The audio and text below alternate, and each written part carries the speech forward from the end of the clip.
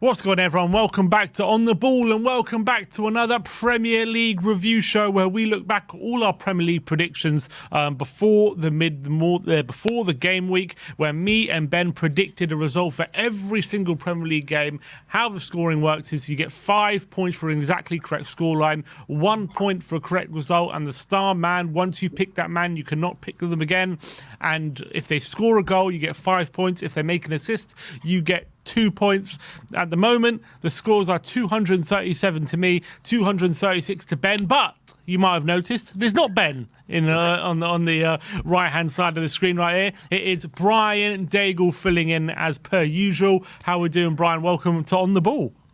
I am doing very, very good, Simeon. Always a pleasure spending time with you. Yep, I am not Ben. Yeah, looking forward to seeing how close this battle is at the end of these results.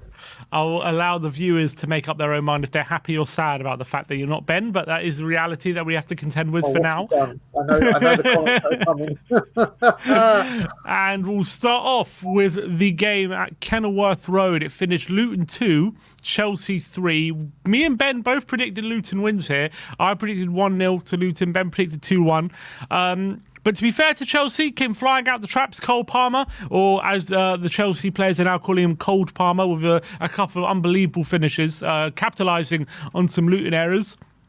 The first one, really poor error from, I think, the Luton centre-back, playing it right to Cole Palmer on the edge of the area. Brilliant finish from him. Noni Madueke notching up his consecutive games after notching a penalty against Palace last week, getting a really good finish on his right peg. And then it was 3-0 in the second half with a brilliant piece of play from Cole Palmer to round the keeper, take it past the player and coolly slot home. But that wasn't the end of the story, was it? Luton made a really late fight back. Ross Barkley getting on the score sheet, and then Adebayo make it 3-2 late on. And you know what? If it wasn't for the Chelsea keeper and the crossbar, it could have been 3-3 here at Kenilworth Road. They gave it a good fight, but unfortunately it was a bit too little too late. But for you, Brian, did you see much of this game? Did Chelsea show enough for you to tell you, like, are they on the right track, or are they still, got a lot of convincing to do?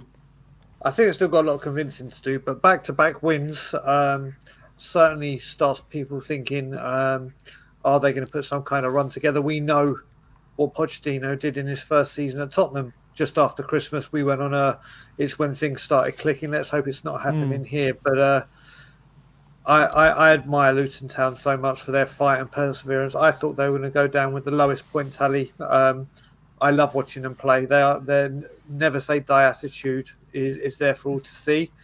But the biggest thing about this is Manchester City letting Cole Palmer go. It's crazy, isn't it? Yeah, absolutely. You look at his form this season: 8 goals and 5 assists so far this season in 12 starts. So he really is one of the form attackers in the Premier League at the moment, and he's really had an unbelievable breakout season. In this current form, is he a shoo-in to get on the plane to the Euros in the summer, do you reckon? I think he's definitely got to be spoken about, hasn't he? I mean, you look at those stats, like you said, 8 and 5 in 12 games? Mm-hmm. That's phenomenal stats. We spoke about so many times saying if we didn't have Kane or we didn't have Son so much this season, can you imagine if Chelsea didn't have him? I wonder how many points and assists there'd be out, how many points there'd be out of due to his goals and assists. I think he has to be. And you consider as well, the first 6 games of the season, he didn't start any of them. And then all of a sudden, he's broken out into an unbelievable run of form. He's having an unbelievable season and one of the most exciting players in the Premier League. And yeah, as you say, just to quickly touch on Luton, brave performance again. They always give teams a really big fight at Kenilworth Road. Wasn't enough this time, but they're still only 1 point behind Everton with a game in hand in the relegation fight. So not all is lost for sure for Luton. So I'm sure if they keep performing like this, keep plugging away, they'll give themselves a good opportunity to stay up for sure. Yeah, I'll just say with one final thing about this, keeping a clean sheet at Kenilworth Road ain't for everyone, is it? Arsenal can't do it, Chelsea can't do it, Liverpool couldn't do it, a 10-man Tottenham could. And one thing I also want to say is absolutely loving the Ross Barkley renaissance at the moment. He is like a man reborn. He's like the old Ross Barkley. I feel like it's been 5-6 years since we saw that Barkley, and I have to say, in recent weeks, been unbelievable. So big up to Barkley. Hopefully he can carry it on. Next up, we go to Aston Villa, and it finished Aston Villa 3, Burnley 2. I went for 2-0. Ben went for 3-1, so it wasn't far away, and it was a really topsy-turvy game at Villa Park. Aston Villa taking the lead early on through who was it? It was Leon Bailey. Really good finish from him, and it looked like it was going to be like a routine win at that point. But Burnley, didn't let Villa have it their own way. They equalised within a minute, making it 1-1. Villa did then go up the other end and make it 2-1, and not only did they do that, but then Sander Berge gets sent off midway through the second half. And you're thinking Villa 2-1 up, Burnley down to 10 men. It's only going to go one way this game. But Burnley, with 10 men, gave a really good fight for themselves. And not only they had a good goal chalked off for offside. Foster was causing Villa's backline all sorts of trouble. And then he does time his run right just after that and finishes in the near post, make it 2-2. And Villa were really struggling at that point to break down this Burnley rearguard, and Burnley were holding strong. It was weird at 2-1. Villa had lots of opportunities to make it 3-1. They missed them. Burnley equalised, and then they were struggling a lot. And then for me, they get an extremely soft penalty. John Duran gets a little tap at the bottom of his boot in the 90th minute, and Douglas Luiz sicks away the penalty. I think Burnley was so hard done by for that penalty. Were really unlucky not to get a point considering the circumstances as well. Villa will argue they probably created enough chances to win the game, and they probably deserved the win based on the chances they missed, and they earned that little bit of luck. But they have been faltering in recent weeks, haven't they, Villa? Drew at home to Sheffield United. And then last week they lost away. I can't remember who they lost to, but they lost away as well last week. And now at home to Burnley. They lost away to Man United 3-2 after being 2-0 up. And now... And now just about scraping past Burnley at home with the last-minute penalty. So signs that Villa are starting to falter, or do you give them credit for getting that last-minute winner? A bit of both, but one thing I'll say, the VAR obviously has another penalty that we'll probably be discussing when we get to a certain game, and it just goes to show how crazy VAR is and ridiculous it is. But you know what? The more I took from this game was Burnley's fight back and Burnley's will put out. It wasn't, to me, a Villa faltering. It was Burnley played bloody well. Burnley gave a really good account for himself. I like the look of that Lyle Foster. He's got some power and pace, and it was a very, very spirited away day performance.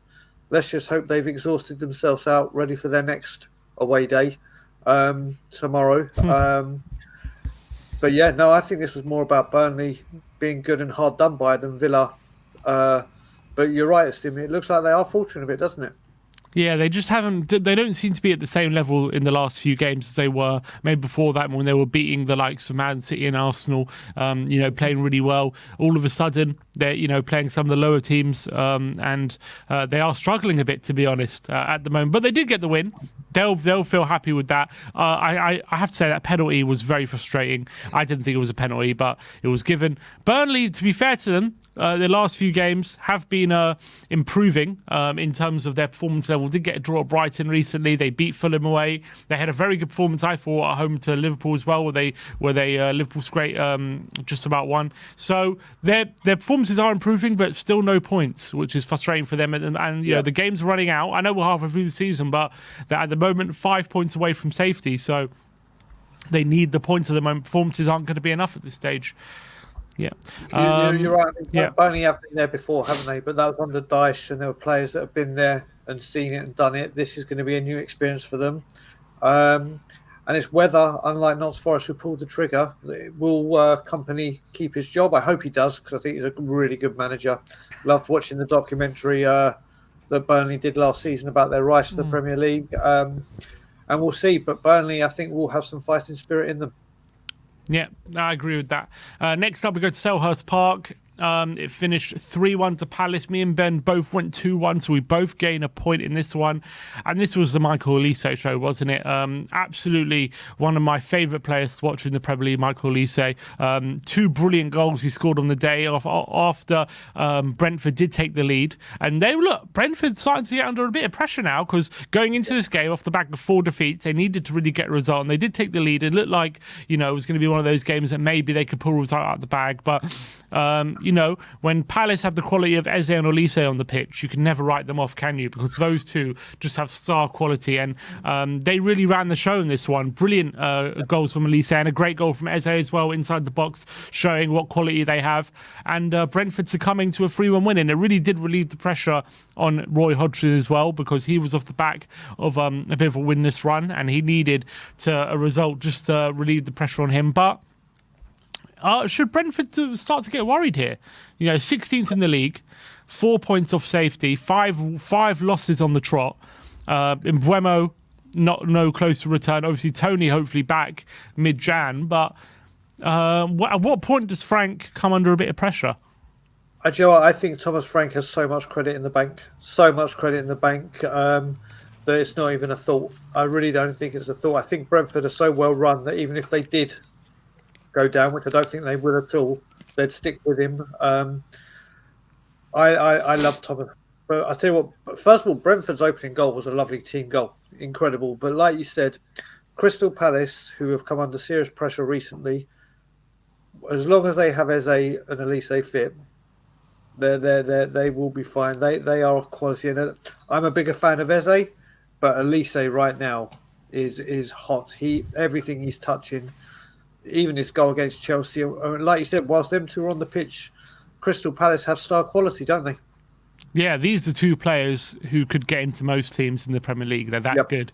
And Palace, I think, will just be enjoying the time they have them, because who knows how much longer that's going to be for, especially when, they're challenging in the bottom half. These players should be, in the upper echelons of the Premier League, no doubt about it. So brilliant display from them, great win. But yeah, I agree with you. Thomas Frank, I'm sure they're not going to pull the trigger on, and they're not going to panic or anything for the time being.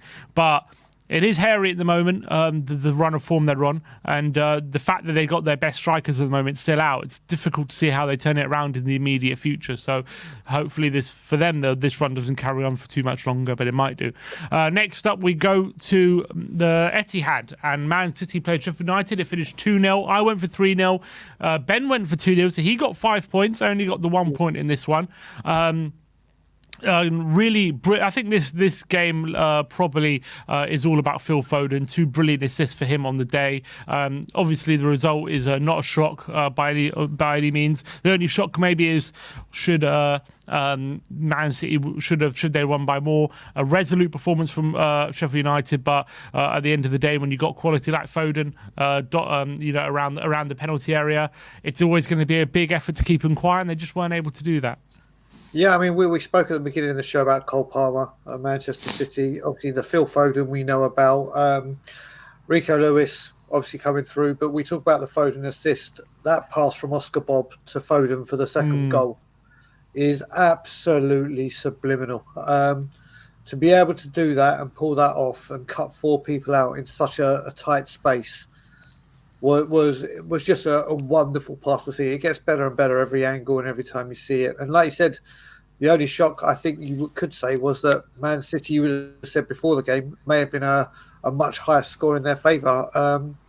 But Man City just carry on, and the fact that they've got Kevin De Bruyne back now is a concern for people around them. Yeah, good point. Kevin De Bruyne are about to return, and Man City, as things stand, 5 points behind first, but with a game in hand. They're now above Arsenal with a game in hand as well. So all the talk of maybe them faltering and maybe them, is it their season not to win the title? It's very premature, wasn't it?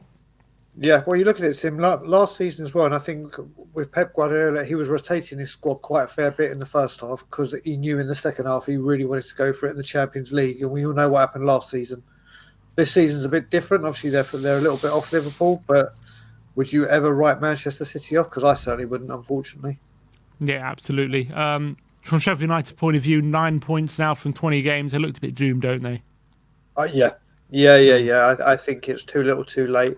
Unless they go on the most incredible run, I think they're as good as gone. I agree. Next up, we go to the Molineux. It finished Wolves 3, Everton 0. I went for 3-1 to Everton. Ben went for 1-1, so neither of us get a point. A resounding victory for Wolverhampton Wanderers. Off the back of a 4-1 win against Brentford in midweek as well. Two brilliant wins for them on the trot, which makes it actually 3 wins in a row when you take into account their 2-1 win against Chelsea. Puts them in 11th, right on Chelsea's heels in the top half as well. Yeah. A brilliant counter-attacking performance from Wolverhampton Wanderers, and Gary O'Neill has really got them playing some really good stuff. But it was actually the centre-backs who did the damage in this one. Max Kilman opening the scoring, with Matthias Cunha and then Craig Dawson adding 2 and 3 in the second half. And Everton had no answer. And look, brilliant run of form for Wolves. They're doing so well. Gary Neal was doing a top job. But for Everton's point of view, they did so well to, gain some momentum with their form. But it is now 3 losses on the trot, and they are 1 point above the relegation zone. So as much as, the points deduction and all that kind of stuff went against them, I think were people maybe getting ahead of themselves when it comes to Everton being safe? Well, Tottenham Hotspur really have been the Grinch for form for teams, haven't they? Everton were bang on form, came to us, now they're losing. Bournemouth were bang on form, came to us, they lost. Sean Dyche was doing a great job, and they literally were doing so well. And then obviously this blip has come, but Gary O'Neill deserves the biggest amount of credit. I think he is doing, when they're with FFP, I have no idea why Bournemouth sacked him. I thought he did a tremendous job keeping Bournemouth up. And now he has got Wolves playing how he wants to play, and they are a very, very difficult team to beat. And as you all know, Simeon, I haven't been to the new Wolves ground, but it's a hostile place to go to.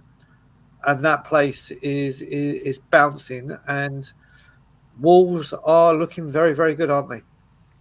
Absolutely. I think Hwang Cunha got a great relationship at the moment going on, and obviously in midfield they have some really, really talented players. Which and obviously Pedro Neto is back now as well from injury, which will be an absolutely massive boost for them as well. So yep. Wolves are doing very well, but bit of a worrying sign for Everton at the moment. I'm sure they will be safe come the end of the season, but at the moment, 1 point, above Luton, and Luton have a game in hand. So definitely not as safe as maybe they looked a few weeks ago, Everton. So food for thought for them. But yep, that finished 3-0. Next up, we go to the City Ground. Nottingham Forest 2, Man United 1. I went for 2-1 to Forest, so I get 5 points. Ben went for 2-2, so he doesn't get any points. Another classic Man United this season, they win in midweek against Villa. You really think, are they turning a corner?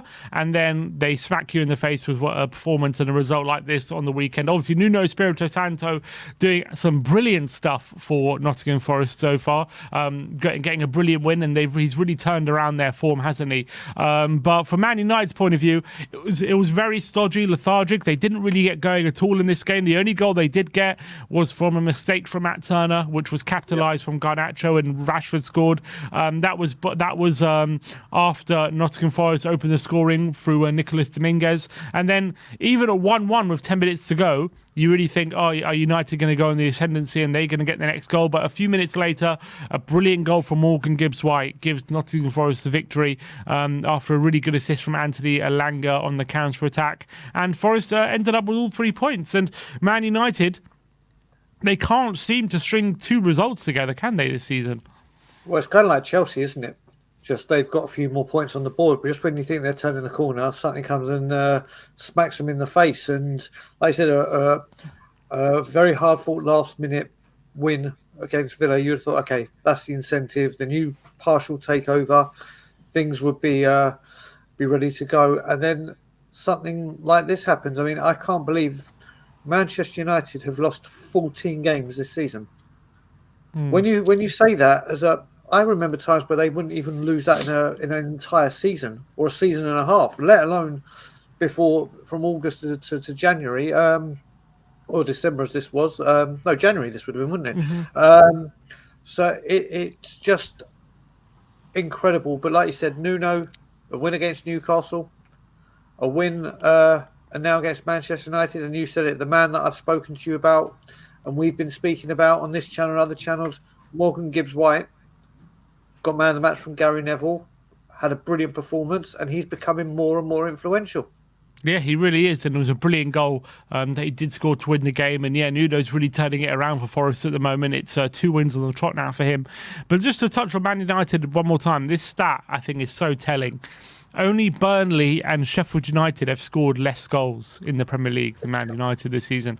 22 goals they've scored in 20 games. For, a manager like Ten Hag, who prides himself on attacking football, Man United, trying to be one of the biggest clubs in the Premier League, trying to compete for big things, spending big money on attackers like Anthony, Højlund. Rashford scored 30 goals last season. To be they're level on goals with Palace. They're only 2 goals ahead of Burnley. It's an absolute. They've scored less than Luton. Less. It's an absolute shambles. Absolute shambles.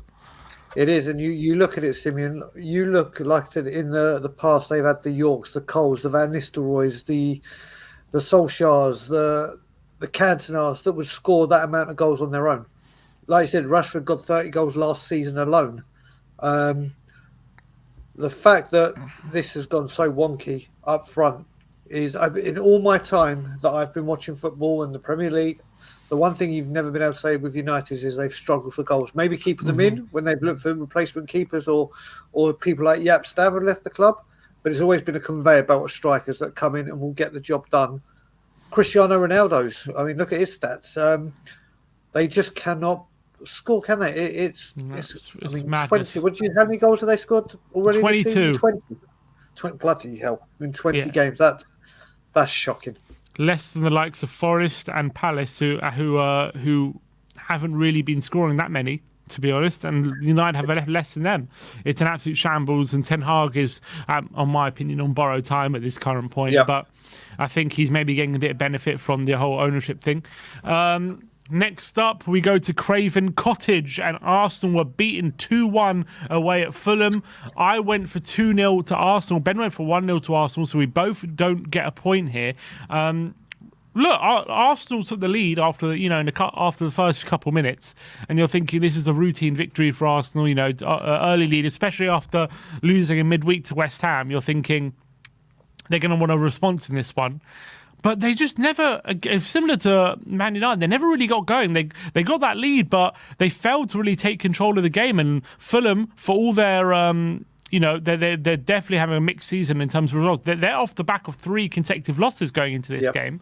But with Jimenez back up front, they had that focal point. And Arsenal just couldn't really live with them on the counter-attack and from set pieces as well. Jimenez getting the equaliser, Cordova-Reid scrambling home the winner from a corner. And Arsenal never really threatened to equalise. They had that one chance on Saka, which he blazed over the bar. Apart from that, they didn't really create too much. And I was saying this, after the West Ham game, that kind of result was coming for Arsenal with the way they've been playing.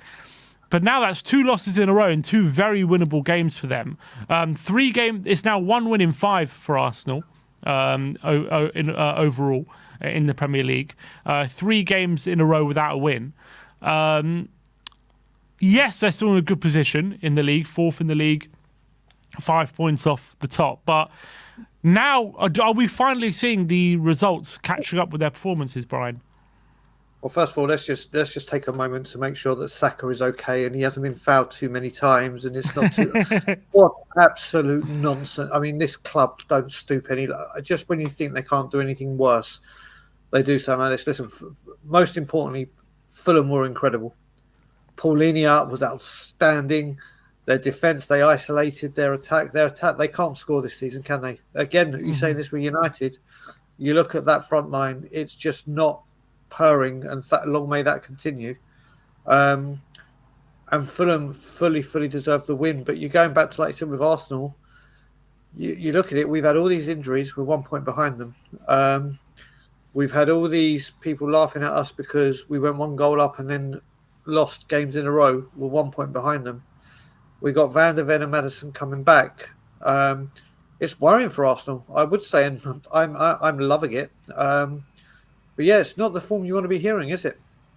Yeah, I just feel like with how they've been playing this season, a lot of these results have been coming. I think they've been getting over the line with a few of them. You know, Brentford away, they got the last minute winner. Luton away, they got the last minute winner.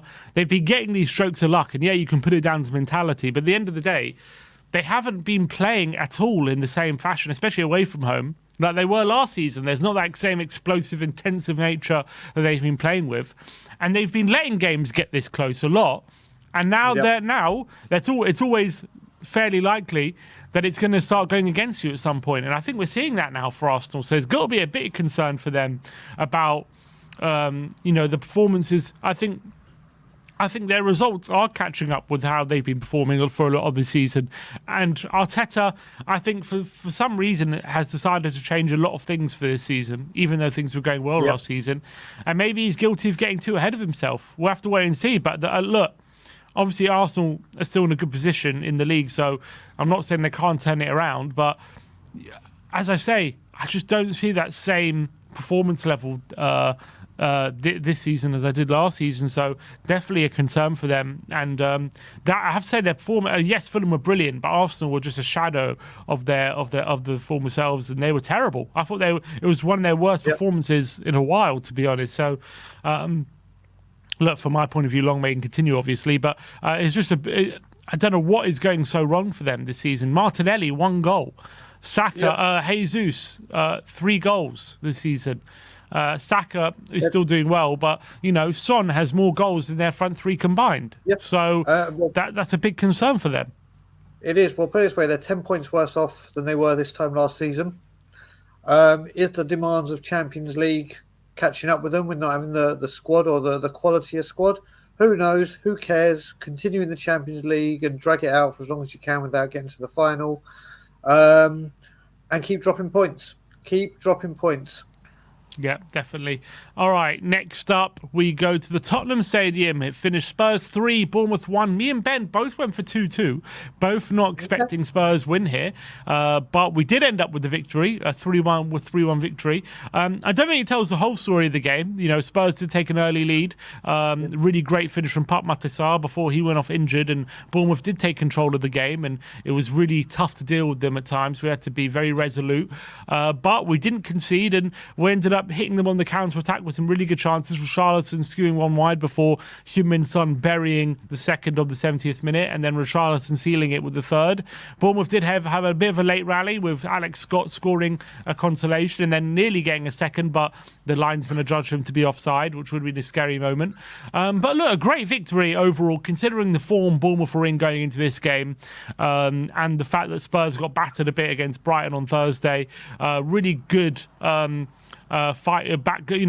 result to get back to winning ways for Spurs. Scored some great goals as well, but definitely Bournemouth will come away from this thing giving a good account of themselves.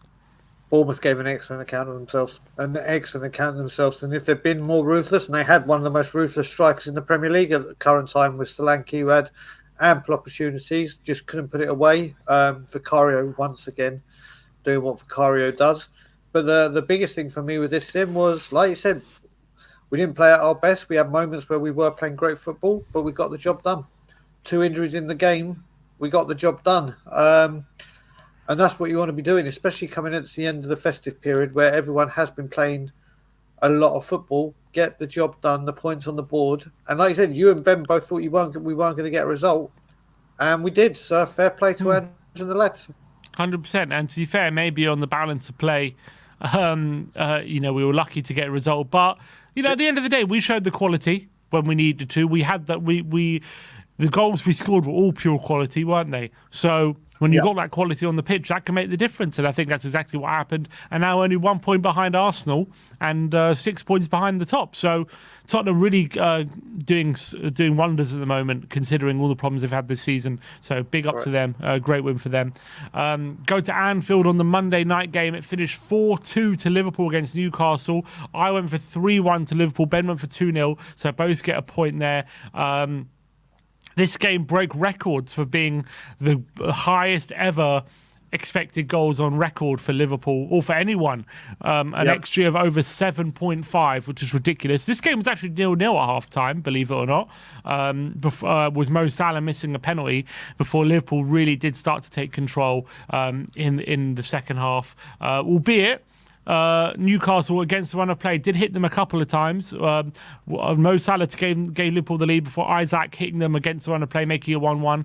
Then Liverpool, hit them with a 2 and 3 very, very quickly through Curtis Jones and Cody Gakpo. But Sven Botman didn't allow them to rest easy straight away with 10 minutes to go, making it 3-2. Then Mohamed Salah making the most of a Jota dive right at the end to seal the win, 4-2. Look, there are incidents to talk about. Obviously, the Jota dive is one of them. Terrible, terrible decision from the referee, and I thought never a penalty. Yes, what I hate is that this with the whole VAR thing. When they're going to the screen, when they're checking the penalty, they now all of a sudden contact means penalty, which is very frustrating. That is not the rule. Yes, there might have been the slightest bit of contact from Dubravka, the tiniest little bit, but that doesn't mean it wasn't a dive. It doesn't mean it wasn't simulation. It doesn't mean it was a foul. And because how VAR works, if the referee on the pitch is given a penalty, if there's any contact whatsoever, the VAR sticks with the on-field decision. And I just think it sets a dangerous precedent. I don't like it. I think it kind of implies that if there's any contact, it's a penalty, which I completely disagree with. And I just think the game is going in a bad direction on that front. So I don't even know where we go with this. This is meant to be used for obvious errors. But then when there is an obvious error, they don't do it. I'll go back to the Nottingham Forest game where Bowley got the red card in what's his name, Nuno's first game. Yeah. That's a clear and obvious error. Clear and obvious, but we can't do it because the referee said this. But the reason that you came into the thing is to stop these clear and obvious errors, but you can't touch certain decisions. This whole thing is now nonsense. I am so done with VAR. I will go back to goal line technology, the automated offsides. That's it. I preferred it. Like if a goal was given to offside when it was onside when it was offside, fine. You live and deal with it. You move on. This is now. We're talking more about VAR than we are football.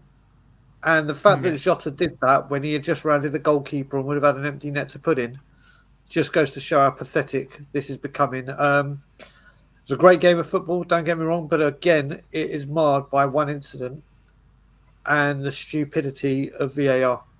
Yeah, absolutely. And I thought VAR should have overturned that. And I thought Liverpool got Jota. I don't know what he was thinking. He had an empty net to score in, and he decided to go down when he didn't need to. I thought it was very, very odd. But in terms of the game itself, obviously a battering from Liverpool. Are they really for you showing their title credentials now? A lot of people doubted them at the beginning of the season, whether they'll really be serious challengers for the league, but they're now the second top goal scorers in the league, 2 goals behind City, and they've got the best defence in the league. They're top of the league by 3 points away ahead of Villa.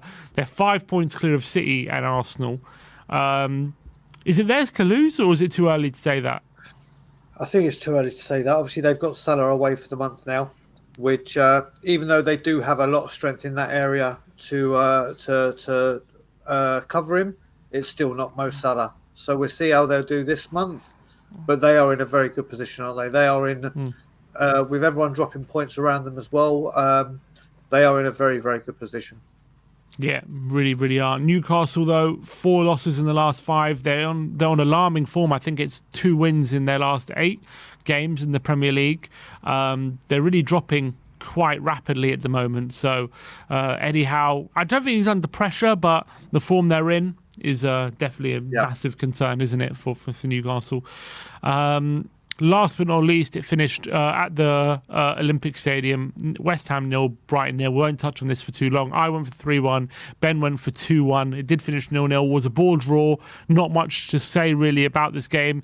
Areola probably man of the match with some of his saves. The only interesting point to discuss in this game is that Kudus was forced to pull out due to the fact he was involved in the AFCON, which would be much of the frustration of West Ham because he would have been absolutely crucial in this kind of game. But obviously a 0-0 draw. keeps West Ham in the fight for top 6, keeps them ahead of Brighton. So it'll be a good draw for them. And Brighton get their first clean sheet of the season. So I guess they'll take it. Exactly. I mean, I say the truth to you, I completely even forgot this game was on. I was on a stream and I said, "Oh, what was the score?" And then Ashmatic told me it was 0-0. It's funny this thing with Kudos because now Anana can stay, but Kudos couldn't. So again, it's just football being football. 0-0. I'm sure they're both. They would have taken that at the beginning, or not 0-0, but a point each, and they dust themselves down, ready for the rest of the season. All right, and last but not least, we go to the star men. I had Ollie Watkins, who got 2 assists, so he gets 4 points. But Ben had Leon Bailey, who got a goal, so he gets 5 points. So at the end of the day, I lead the scores 250 to 249. So still neck and neck in the Premier League predictions. Obviously, we'll be taking a break from the predictions this week as the FA Cup is on, but the predictions will be back for next week for the next round of predictions. So we'll see you all very, very soon. Brian, as always, appreciate you giving your time. Go subscribe to Tottenham on Tour if you haven't already. But for now, that is all we got time for. Like, subscribe, and comment, and we'll see you next time.